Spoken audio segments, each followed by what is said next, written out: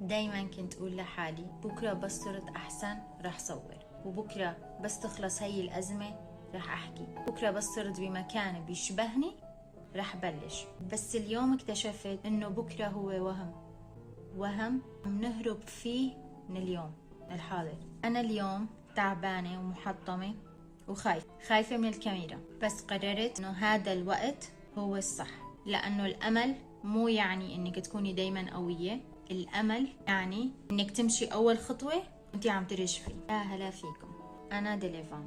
بدي أعترف لكم بشي بسيط قبل ما نبلش بأي شي.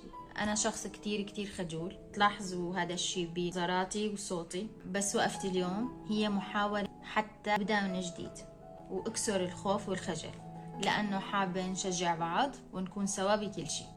أنا مالي خبيرة ولا مدربة تنمية بشرية، ولا جاي أعطي نصايح بمثالية زايدة. أنا جاي شارككن يومياتي بكل بساطة من قلب هاي الغرفة الصغيرة اللي ما فيها غير تخت وشباك، بس فيها أحلام عم ترجع تتنفس من جديد.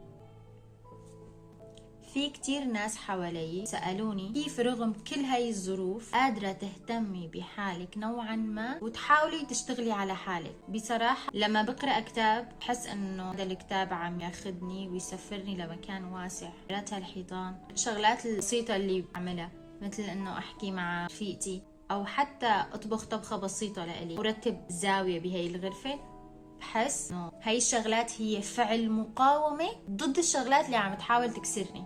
ومثل ما قلت من قبل، أنا مالي خبيرة، فما رح أقلك رسالتي، أنا رح أقول لكل وحدة حاسة بغربة، مو غربة بلد، الغربة روح، ولكل وحدة حاسة إنه هي النهاية، فبحب أقلك إنه النهاية هي مجرد فكرة موجودة بس براسك. مثلا هاي الغرفة الصغيرة أنا فيني أعتبرها سجن إلي، فيني أعتبرها مختبر لنسختي الجديدة والأقوى. هون نحاول نتعلم كل شي سوا ونحكي بكل شي بدون أقنعة وبصدق. وإذا حابة تكملي معي الرحلة بتمنى تشتركي بالقناة، تكتبي لي بالتعليقات شو هو الشي اللي بيعطيكي أمل بيومك. وهيك خلصنا، ورتو دنيتي، ملتقانا في فيديو جديد، سلام.